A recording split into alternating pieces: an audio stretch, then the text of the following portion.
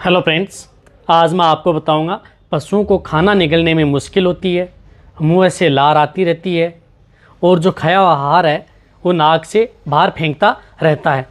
तो इसके बारे में मेरे पास बहुत ऐसे कमेंट्स आ रहे थे कि सर हमारे पशु में इस प्रकार की दिक्कत है, जो खाता है आहार वो नाक से बाहर गिर देता है, मुँह से लार आती रहती है और पशुओं को कई बार बार खांसी भी आती है। तो इसके बारे में आज आपको मैं डिटेल से बताऊंगा। यदि वीडियो लंबी भी होगी तो वीडियो को आप स्किप करके मत देखना, वीडियो को पूरी देखना। यदि वीडियो पूरी देखेंगे तो आपको पूरा प्रॉपर नॉलेज मिलेगा।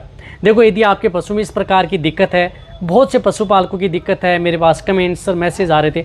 देखो, यदि आपका पशु खाना खाता है, थोड़ा उठाता है लेकिन खाया नहीं जाता, बाहर फेंक देता है, और यदि कुछ खा भी लेता है तो वो नाक के द्वारा जैसे खाता है नाक के द्वारा बाहर आ जाता है, मुंह से लार आती रहती है। कई बार पशुओं के मुंह से क्या है कि बार बार उसे खांसी भी आती है।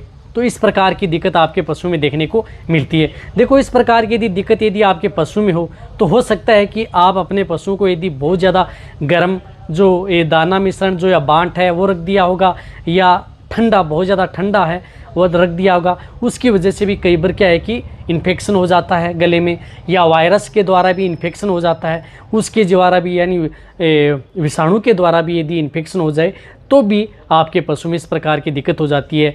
या यदि आपका पशु किसी प्रकार का यदि केमिकल खा जाए या केमिकल युक्त यदि कुछ चीज़ें इस तरह की यदि आप अपने पशुओं को खिला देते हैं तो उसमें भी पशुओं में इस प्रकार की दिक्कत देखने को मिलती है। यानी कई पशुओं में इस प्रकार की दिक्कत देखने को मिलती है। गले में सूजन या अंदर इंटरनल स्वेलिंग आ जाती है जिसे खाया नहीं जाता है।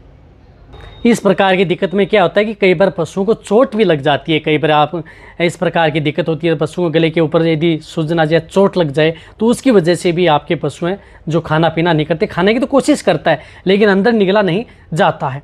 तो इस प्रकार की यदि दिक्कत हो तो आपको क्या ट्रीटमेंट करना चाहिए। देखो, ट्रीटमेंट के तौर पर तो ये है कि आप उन पशुओं का सबसे पहले तो यदि आपको इस प्रकार की दिक्कत दे, यदि आपको पास यदि कोई सुविधा हो तो उनका एक्सरा भी आप उन पशुओं का करवा सकते हैं। यदि वो सुविधा नहीं है तो आपको क्या ट्रीटमेंट करना चाहिए वो मैं आपको मेरी टेबल पर लेकर के चलता हूँ। आप इस तरह का ट्रीटमेंट आप अपने पशुओं पर करा सकते हैं। जो ट्रीटमेंट आपको मेरी टेबल के ऊपर दिख रहा है, ये ट्रीटमेंट उन पशुओं को दिया जाता है यदि आपके पशु में इस प्रकार की यदि दिक्कत हो जाती है। तो एक और बताना चाहता हूँ कि यदि आपके पशु में इस प्रकार की दिक्कत है तो आप अपने पशुओं को 2-3 दिन तक कुछ भी न खिलाएं। यानी 2-3 दिन तक चारा बिल्कुल बंद कर देना चाहिए।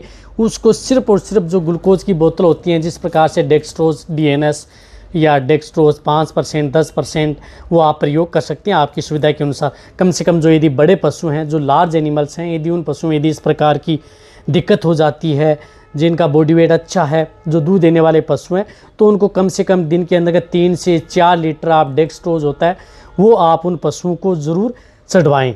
ये आप ज़रूर ध्यान रखना, क्योंकि यदि आपके पशु में इस प्रकार की दिक्कत होती है तो खाना बिल्कुल भी नहीं देना है, सिर्फ और सिर्फ उसको ग्लूकोज पर ही रखना है। लेकिन कम से कम आपको 2 दिन तो आपको ये ग्लूकोज ज़रूर चढ़ा देना है उसको। और रही बात यदि 2-3 दिन बाद में आपको क्या करना है, साथ साथ आपको जो इंजेक्शन लगवाने हैं उसमें एंटीबायोटिक इंजेक्शन भी लगाना है, जिस प्रकार से एंड्रोफ्लोक्सासिन साल्ट की कोई भी एंटीबायोटिक है। एक और बताना चाहता हूँ कि जो भी ये इंजेक्शन है ये सिर्फ और सिर्फ इंजेक्शन पशु चिकित्सक के द्वारा ही आपको लगवाने हैं। तो एंटीबायोटिक के तौर पर जो एंड्रोफ्लोक्सासिन जो एंटीबायोटिक आती है, ये इंजेक्शन जैसे बड़े पशु हैं तो उसे 15 से 20 ml इंट्रामस्कुलर ये इंजेक्शन उन पशुओं को लगवा देना है। ये है। और जिन पशुओं का बॉडी वेट कम है, थोड़ा मीडियम है, तो उन्हें आप 10 ml इंट्रामस्कुलर भी ये इंजेक्शन जो एंड्रोफ्लोक्सासिन साल्ट की जो एंटीबायोटिक आती हैं, इस तरह की एंटीबायोटिक आप उन पशुओं को ज़रूर लगवा सकते हैं। और साथ ही साथ उन पशुओं को क्या है कि यदि आपके पशु में किसी भी प्रकार की स्वेलिंग हो, सूजन हो, तो उसमें मेगलोडाइन इंजेक्शन का बहुत अच्छा रोल होता है, जिसके अंतर्गत साल्टोफ्लुनिक्सिन मेगलोमाइन जो आपको स्क्रीन पर भी दिख रहा है, इस साल्ट का इंजेक्शन उन पशुओं को ज़रूर लगवाएं। जिस प्रकार से बड़े पशु हैं तो उनके अंदर 15 से 20 ml आप इंट्रामस्कुलर व इंट्रावेनस दोनों रूट से आप इस इंजेक्शन का प्रयोग करवा सकते हैं। यानी जिन पशुओं का थोड़ा बॉडी वेट कम है तो उसे आप 5 से 7 ml इंट्रामस्कुलर इंट्रावेनस दोनों रूट से उन पशुओं को लगवा देना है। ये इंजेक्शन भी उस पशु को ज़रूर लगवाना है। साथ ही साथ आपको क्या करना है कि कोर्टिकोस्टेरॉइड साल्ट के तौर पर आपको इंजेक्शन, जिस प्रकार से आइसोफ्लूड आता है, ये इंजेक्शन जिसके अंदर साल्ट हो, आइसोफ्लूपेरिडोन साल्ट का इंजेक्शन भी आप उन पशुओं को लगवा देना है। देखो, आइसोफ्लूड के बारे में यदि आपको पूरी प्रॉपर जानकारी लेनी है तो मेरे चैनल पर एक डिटेल सी वीडियो बनी हुई है इस इंजेक्शन के बारे में, वो भी आप जा कर के देख सकते हैं। इसी प्रकार फ्लुनिक्सिन मेगलोमाइन साल्ट के बारे में मेरे चैनल पर डिटेल सी वीडियो बनी हुई है, यदि आपको क्या क्या काम करता है वो भी जाके देख सकते हैं। एंड्रोफ्लोक्सासिन जो एंटीबायोटिक आती है क्या काम करती है, इसके बारे में मेरे चैनल पर वीडियो बनी हुई है, वो भी आप जा कर के देख सकते हैं।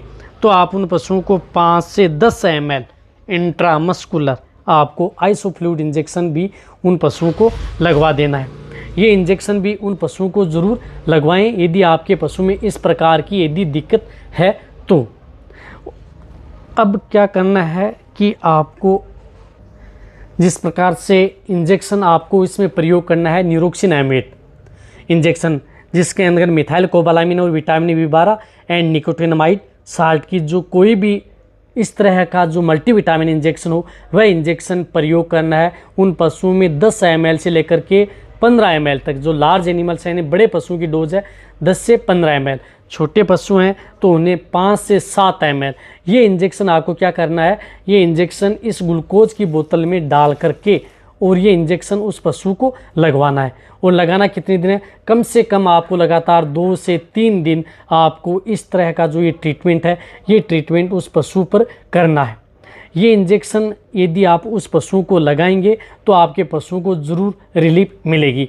2 दिन तो आपको कम से कम लगाना है। रही बात यदि 3 दिन, तो आप उस पशु का ट्रीटमेंट करें जो ये ट्रीटमेंट आपको बताया गया है। ये ट्रीटमेंट यदि आपके पशु में, यदि आपका पशु प्रेग्नेंट है, उसमें भी यदि इस प्रकार की यदि दिक्कत आती है तो भी उसका ट्रीटमेंट आप करवा सकते हैं। नॉन प्रेग्नेंट है तो भी करवा सकते हैं। यदि आपके जैसे छोटे बछड़े बछड़ियों में भी इस प्रकार की यदि दिक्कत हो जाए, बड़े पशुओं में दिक्कत हो जाए, किसी भी तरह के यदि पशु में इस प्रकार के जो मैंने बताए हैं सिम्टम्स, इस प्रकार की यदि दिक्कत है तो आप उन पशुओं का पर ये ट्रीटमेंट ज़रूर करवाएँ। अब आप अच्छी तरह से समझ गए होंगे कि इस तरह के यदि सिम्टम्स यदि आपके पशु में देखने को मिले तो हमें क्या ट्रीटमेंट करवाना है। ये ट्रीटमेंट आपके पास यदि कोई भी वेटरनरी से संबंधित है तो उनसे ये ट्रीटमेंट उन पशुओं का ज़रूर करवा लें यदि आपके पशु में इस प्रकार की दिक्कत होती है तो। और रही बात इसमें, यदि आपका पशु ठीक होता है तो उसे डायरेक्ट आप उसे सूखा चारा बिल्कुल भी न डालें, उसे हरा चारा दें। जहाँ तक हो सकता है हरा चारा, नरम आहार आप उन पशुओं को दें। यदि आपके पशु में इस प्रकार की यदि दिक्कत हो जाती है, थोड़ा बहुत खाने लग जाता है, तो शुरू में आप ये ट्रीटमेंट करने के बाद में हरा चारा या नरम जो दाना मिश्रण है, या आप उस पशु को उबाल करके ठंडा करके नॉर्मल जो दाना मिश्रण है वो दें। और साथ साथ उसमें थोड़ा आप सरसों का तेल भी मिला करके आप उन पशुओं में जो बांट खिलाते हैं उसमें उन पशुओं को दे सकते हैं, ताकि उन पशुओं में किसी भी प्रकार की दिक्कत न हो खाने के अंदर।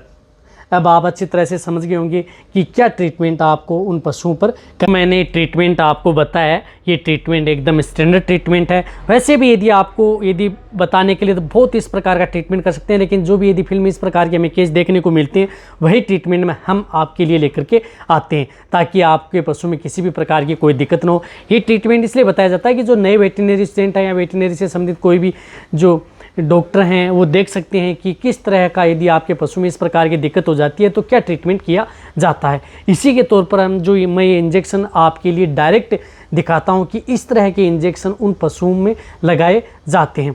यदि आपके पशु में कई बार इस प्रकार की यदि दिक्कत हो जाती है, सूजन आपके इंटरनल यदि स्वेलिंग थोड़ी ज़्यादा आ जाती है, तो इस ट्रीटमेंट को आप आगे भी बढ़ा सकते हैं जो मैंने ये ट्रीटमेंट आपको बताया है। और फिर भी यदि नहीं हो रहा तो उसका अक्सरा भी आप उन पशुओं का ज़रूर करवा सकते हैं, यदि आपको कोई भी यदि कन्फ्यूज़ रहे तो। यदि आपके मेरे पास बहुत इस प्रकार के कमेंट्स आते हैं कि मेंबरशिप, यदि आपको इस चैनल की यदि मेंबरशिप लेनी है तो स्क्रीन पर जो आपको व्हाट्सअप नंबर दिख रहे हैं, इस नंबर पर आप व्हाट्सअप पर मैसेज कर सकते हैं। कब कर सकते हैं? जब यदि आपको मेंबरशिप लेनी है तब। यदि मेंबरशिप का आपको कुछ पे करना होता है, मेंबरशिप लेने के बाद में यदि आपको कोई भी किसी भी प्रकार की दिक्कत है तो आप मेरे से डायरेक्ट कॉल या व्हाट्सएप पर मैसेज करके आप अपनी किसी भी प्रकार की प्रॉब्लम का सॉल्यूशन करा सकते हैं। यदि आपको इस तरह की यदि मेरी वीडियो अच्छी लगती हैं तो नीचे जाके आप कमेंट में लिखें। मेरी वीडियो को आप अपने दोस्तों के साथ, पशुपालकों के साथ और मेरे जितने वेटरनरी स्टूडेंट हैं उनके साथ आप इस वीडियो को जितना हो सके शेयर करें। मेरी वीडियो को आप लाइक करें। आपके एक लाइक से मेरे को मोटिवेशन मिलता है और मैं आपके लिए अच्छी से अच्छी और नॉलेजेबल वीडियो आपके लिए हर समय ऐसे लाता रहूँगा। यदि आपने अभी भी चैनल को यदि सब्सक्राइब नहीं किया है तो जो नीचे लाल वाला बटन आपको दिख रहा है सब्सक्राइब वाला, उसको दबा लें, क्योंकि उसका कोई पैसा लगने वाला नहीं है, बट आपको बहुत ही अच्छी और प्रॉपर नॉलेज आपको आने वाले समय में ऐसे ही मिलती रहेंगी। इसी तरह से आप मेरी वीडियो देखते रहें, इसी तरह से आप मेरे को प्यार देते रहें। थैंक्स, धन्यवाद।